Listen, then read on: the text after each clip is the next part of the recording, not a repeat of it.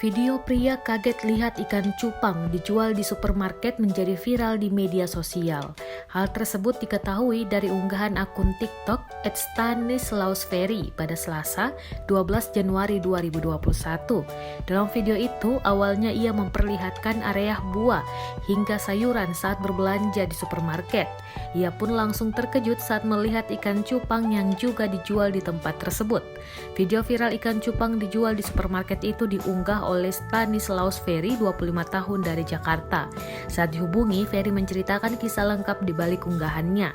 Ia mengaku saat itu sedang belanja bulanan di sebuah supermarket di Jakarta Barat pada Minggu, 10 Januari 2021.